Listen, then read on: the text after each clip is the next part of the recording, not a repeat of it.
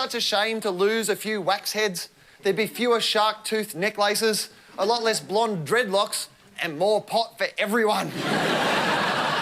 Awesome! At a university in Missouri, scientists have found that male mice woo females by serenading them with mouse song. Sometimes a little mouse band will even come out and play, but only when the cat's away. The boffins recorded the ultrasonic squeaks made by male mice when they smell a female, which sound remarkably similar to the ultrasonic squeaks made by gay men when they smell Madonna. The discovery is remarkable because singing isn't common among mammals, although they had to adjust the research when they found that what they thought was a singing mouse was actually Anthony Kalia.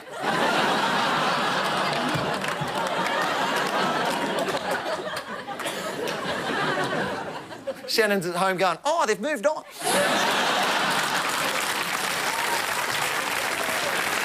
Congrats!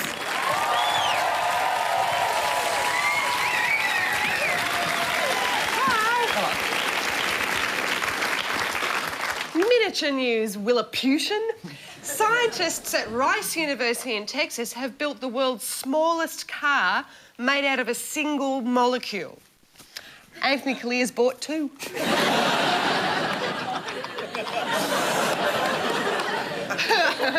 And he still can't see over the dashboard. Awkward. It's called a nano car, and you can fit 20,000 of them on the width of one human hair. See, I thought I had nits. Turned out I had peak hour. It's so small, you can fill the petrol tank for only $50. Because petrol's really expensive.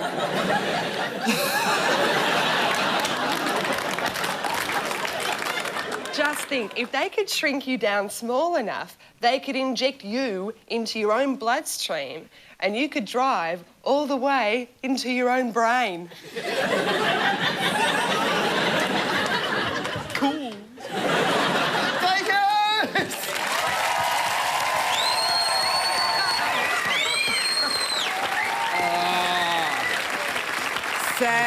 Sad news this week. Yeah, it's true. No, it is, yeah, no. Not too sad, relax. A recent survey has found that Australians have less friends than they used to. Apparently in 1984, every Australian on average had 10 friends they could drop in on. Now, today, it's only 6. My first thought is, well, maybe 4 died. But seriously, the drop-in. I don't do the drop-in. I don't like anyone to do a drop-in on me. Whenever my door knocks, I freak out and think it's the cops. Seriously, I go and get my drugs and I flush them down the toilet.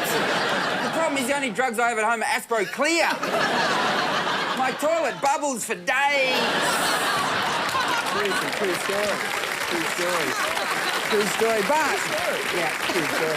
But the thing is, what they're blaming is television and working women. So, Corinne, go home. It's your fault. No, and apparently we don't even know our name. Sorry, that was a joke. Stay. Stay. Now I sound like I'm a dog. Stay. Sit. Stay. Do you want a biscuit? Hi, I'm Jerry Springer. All right, let's get to it. Joining me, Corinne and Dad, the first and second in the Glass House tonight. He's written 24 books. Disinformation and Other Wicked Myths is the latest. The mad scientist, Dr. Karl Kruszelnicki.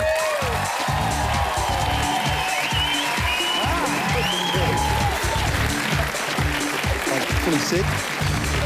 Somebody's taking Grandpa's pills. And stand-up documentary star and author of The Confession of an Unrepentant Lesbian Ex-Mormon, Sue-Ann Post.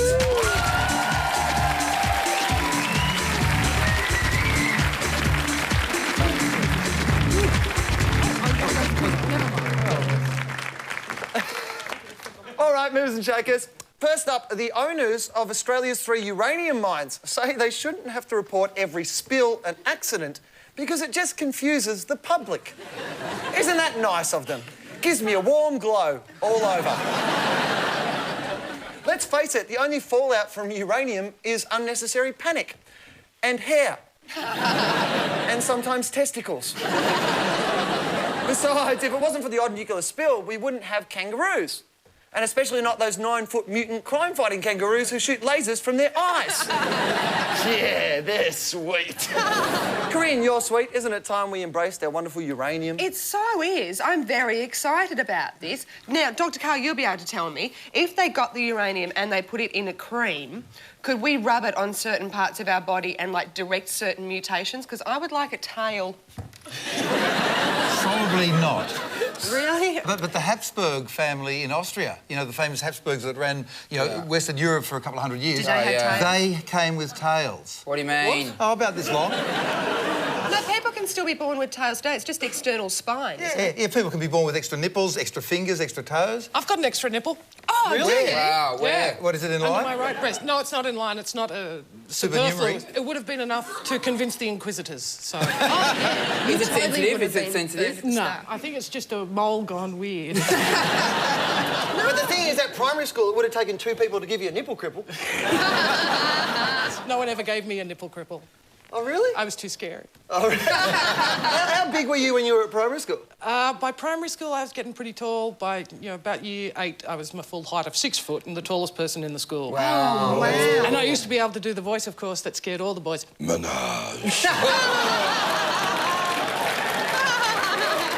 That sounds like the Inspector Gadget. Can you do the Inspector Gadget thing? I'll get you next time, Gadget. Next.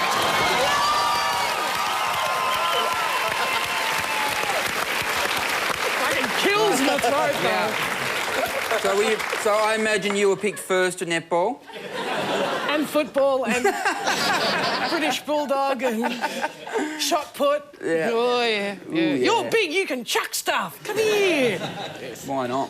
What about uranium, though?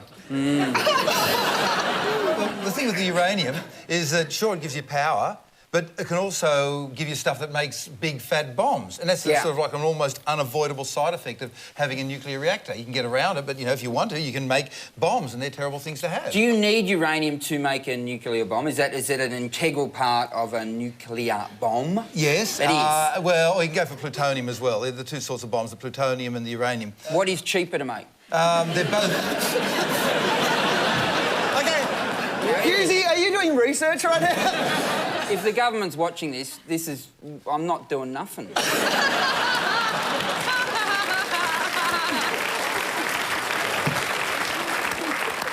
Now, the other trouble with the uranium is getting rid of the wastes. Right. Now, we know it's possible to get rid of the waste properly because there was a nuclear reactor, a natural one, on the planet 2,000 million years ago in Western Africa, and the wastes stayed buried for 2,000 million years. And that's really expensive. You dig a hole about 1 kilometre deep, about 20 metres wide. When you're at the bottom, you put out a whole bunch of tunnels going in all directions like the spokes of a bicycle wheel, and then you fill it all with uranium. You come up, you know, maybe 20 metres, cover it with concrete. Really expensive. I know where we can put it.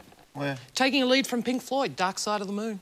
Oh, we just It's shoot it got into lovely space. craters. It couldn't do any environmental damage. We just put it up there, whack it in, no one cares. Could be rather dangerous getting it off the Earth, though. If it went kablooey, that could be ugly. But we could just fire it into the sun, because is not the sun a fusion reactor? It is. The trouble is, if you look at astronauts going into space and coming back again... Oh, my God, this is some kind of nerd off. Back off! Our next movers and shakers are scientists from Cambridge University who are hoping to reduce the threat of a pandemic by creating bird flu-resistant chickens. Fantastic. How about using the same know-how for, say, us? The avian flu virus is tough enough to kill a human, and they're trying to build a chicken that's tougher than the virus. So, technically, that's a chicken tougher than a human. Watch out for your nuggets, boys. Still, think of the benefits. Yeah. If they're going to genetically engineer chooks anyway, why not put in a couple more drumsticks? If we can make chickens resist the flu, maybe we also make them resist crossing the road, so why is no longer an issue. Dr. Karl, you are genetically modified. Will super chooks save us from bird flu? Yes, but only if they're resistant to the bird flu that's going to come and get us. So what happens is that the influenza virus can change all the time. in ducks and other wild birds like that, but especially ducks, it doesn't infect them, it doesn't make them sick. All the different viruses get together, have a party in the gut, and then they fly into the nearest pond near you, and out comes a modified virus which has never been seen before, and occasionally it kills people. The last one was thought to start in Kansas City in 1918, 19, something like that. Wow. 20 to 50 million dead. I am shitting myself. I spent all my day down at the beach feeding seagulls codral. Let's have some echinacea! Rug up! Go inside! So how does it cross to humans? This is the bit that I think sounds unlikely, that you need a human... Don't you need a human being who already has the human influenza virus and then they get sick and turn into the typhoid Annie of... Yeah, it was that night that Daryl got drunk and rooted Aussie. There is a different way. Too visual. You can just be near a duck, and the duck can pass the virus onto you by the act of breathing. Really? Or when they do the cockfighting, the bird fighting, to make the birds fight better, the trainers clear out the sinuses by sucking the sinuses into their mouth, and that's how they get a good fat dose, and then goes to other people. That's what's happening at the moment, isn't it? The people who have died... People are sucking on chickens. Well, that's... Seriously, though, that's what's happening. Oh, yeah, nothing weird. The people who've died so far, they have actually come into contact with bird saliva, haven't they? Most have, but what's the worry they're is... sick already and deserve to die. But Evolution doing its job. What happens to you? Is it... Well, we don't know, I guess, do we? You get a massive pneumonia, your lungs clag out, you can't do the oxygen exchange. What are the first symptoms? Flu-like, I suppose. Sore joints. And what sore joints? So if I've got sore joints to save the world, I should just kill myself, or is that... No, well, first check, have you been sucking on chickens? No, but you have blackout periods.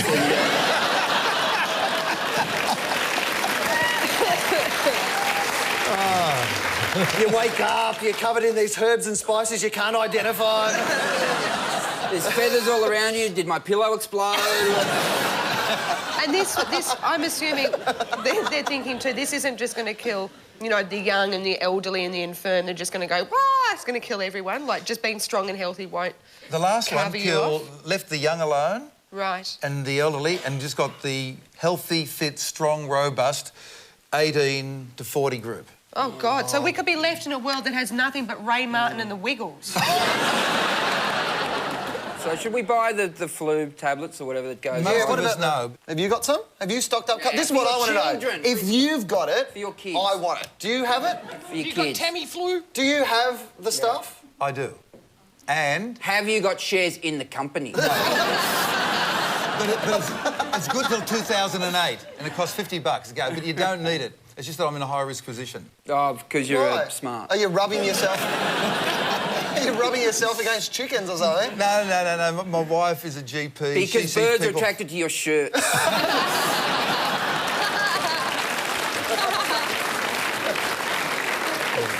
Our favourite mover and shaker is the lovely and talented Jessica Simpson, who says relentless gossip about her marriage has forced her into therapy. She was going to see a psychiatrist but couldn't find any under S in the yellow pages. Happily, the therapy's working. When Jessica turns the TV off, she no longer flies into panic and starts screaming, "I'm blind! I'm blind!" And her new therapist is much better than her old one. Whenever she had a problem, he'd say, "Go and wash a car with your tits." Sue-Ann, you've washed a car with your... No. It's a dirty, filthy lie. Do you believe in therapy? No, not really. No? No, not really. And I don't really believe in Jessica Simpson either. You don't think she exists? Or... Oh, look, I like chicks. There's no getting around it. Yeah. But she wouldn't even make it. What, so not top 10? Not even top 100. Really? Why? I think she's genetically modified. I think she and a few other performers were created in the basement of Walt Disney. And you look at those eyes, they're too big. Yes. Her and Celine Dion, they are genetically modified fembots.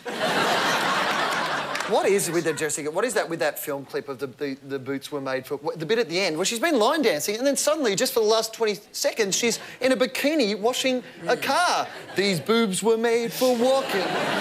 Well, you got to wash a car in a bikini. I mean, you get wet. So, I mean, I would if I was a girl. No, you wouldn't. No, well, You really wouldn't. Well, if I was beautiful. You're not a fan of therapy at all?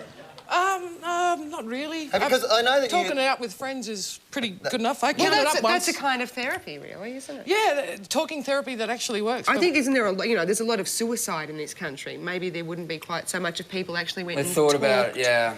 found someone who wanted to listen. Yeah, no, it's well, a very sometimes good you don't point. want to tell your friends, though, I think, because you don't want to burden your friends. Well, what so about you in your go case, see then? someone else. Because you'd be telling your friends sort of stuff that you would normally stay in complete privacy with a therapist. Were you unburdening yourself totally to your friends? Oh, yes, and I do it on stage and get paid for it. That's it. Or you get up and you go, there's my life. Woo! Now give me free beer and chicks. That's how it works. Good idea. Inspired by Jessica Simpson's therapy, Paris Hilton's new series will be called The Complex Life, where she deals with the superiority complex, the eatable complex, and the I can't do this, it's way too complex. Later in the Glass House, Condoleezza Rice reveals naked human pyramids will now incorporate either roller skates or razor scooters. And one way or another, the Iraqis are going to be in a position to move forward. James Packer swaps a kidney for a couple of supermodels. I do believe this is a win-win situation. And in the wake of increased terror threats, the Prime Minister tries a new type of body armour. Tonight's question on the Glass House is, what's the worst time to be naked? Let's find some answers. When it's cold, I think. What if you're in the height of passion and, it was a cold night, but, Oh, have you got blankies? Oh, blankies, yeah. What is the worst time to be naked? I think a childbirth, though. Smallest you'll ever be. All right, what is the worst time to be naked? When you're at the public swimming pool and you get out and you think you've got your cossie on, you look down and you don't. Has it happened to you? Not yet, no. But you're imagining it happening? The more I talk to you, yeah. Wow. What pool do you go to? What's the worst time to be naked? In between waxes. In between waxes. How long do you leave it in between? Seasons. Seasons. You're like a summer waxer, are you? Yes. Do you get 4 a year, or is it like just summer? Or is it how many waxes do you get a year? Come on, tell us. We're intrigued. You started it. Is there 4? I'll just put up my fingers. 4? 4 a year. Summer hasn't happened yet, though, has it? We haven't got 1st of December, hasn't... No, but we're ready. Oh, we're ready. Started summer already? All right, what's the worst time to be naked? At work, maybe. Well, where do you work? Just a video store. Wow, what sort of videos? Not that kind of video store. What about you? What's your worst time to be naked? I'm asking you now. It's getting weird. Why can't you answer the same question? Because I haven't got a funny answer.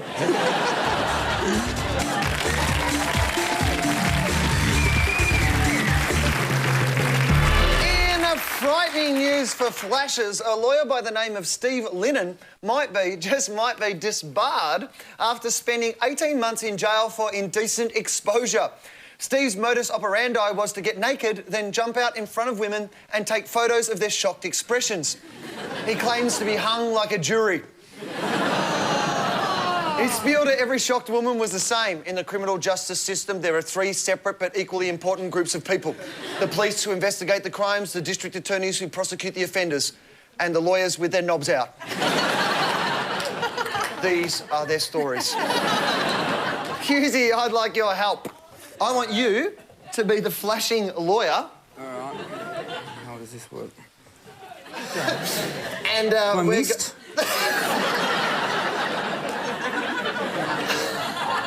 Dave, we want you to be the flashing lawyer and we're going to interview you. First question, Indecent Dave, why do you do it? Well, because I'm a lawyer. I'm just looking for some respect. How do you get respect by exposing yourself to women? Ah, you haven't seen me, baby. Is there a Latin term? Law's all about Latin. Is there a Latin term for what you do? Yeah, there is, yeah. And what is the Latin term? Oh, it's, cockius audius. Sorry, can I don't mean to be a pain on this, but what does that translate to in English? Getting a cock out. So honestly, how many women laugh? How many women laugh? Yeah. Well, I'm a pretty funny guy, but at my thing... Yeah. Oh, no, I mean, they laugh. Some of them do laugh, but it's out of fear. What's so frightening about your penis? Well, I think the feelings that it brings up in women. They're frightened at their desire. How does it make you a better lawyer? How? By... It's not really being... it's... Do you want to have a look?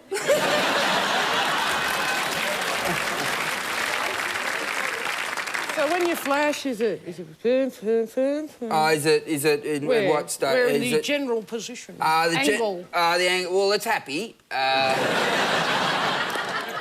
can you tell when it's happy? Oh, you know when it's happy.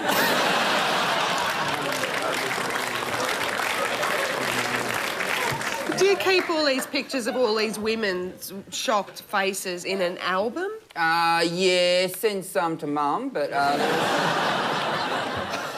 she likes to keep up with what I'm doing. Right. You've just been in prison for 18 months. Did you flash in prison?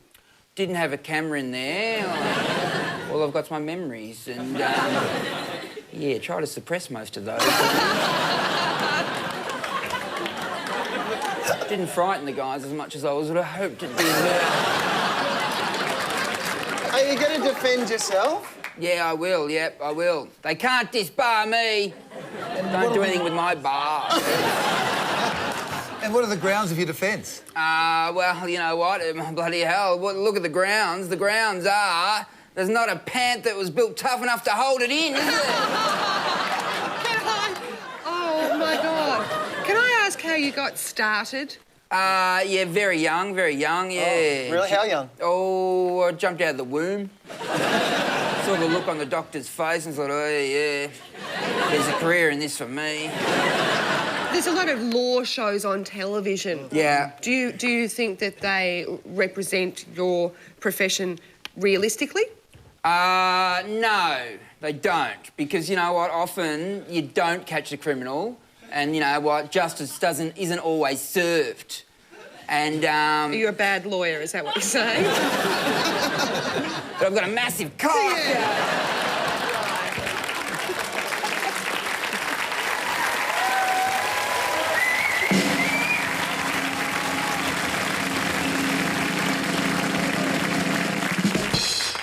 Yes, it's time to award the coveted Glasshouse Trophy, which this week is called...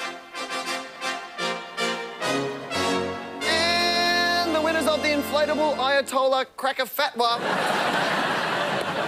come from northeastern Iran, where police have begun a morality drive in clothing shops by confiscating alluring mannequins. A spokesman said the campaign would tackle problems of public chastity. But is that a problem here? There's not a lot mannequins can do to each other except rub their smooth mounds together. So far, the cops have confiscated 65 dummies who are now all piled up in the back room of the police station having a weird plastic orgy. I love weird plastic orgy. I saw them supporting Kraftwerk. So the trophy goes to Iran's moral guardians. Unfortunately, the roundup hasn't been without incident. When they were told to bring in all the alluring dummies, a commando unit snatched Posh and Bex. Well, that's the way it is for Wednesday, November the 16th. Thank you, Sue-Ann. Thank you, Dr. Karl. And let's take a look at tomorrow's headlines. According to the Courier Mail, massive strike brings nation to its knees. Now same height as Howard.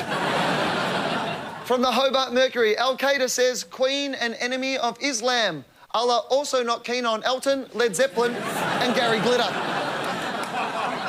In the West Australian, Beasley says IR laws mean end of the weekend barbecue. Plus, I've eaten all the sausages. And the Sydney Morning Herald reports Schoolies week begins. No chance of saving my marriage now, says Warnie. Good night. Last show of the year next week. You can find the Glasshouse book at ABC shops and centres. On Monday, catch up with all your favourite characters in The Office as we drop into the old workplace to see how things have changed in The Office Specials, 9:30 Monday night on ABC.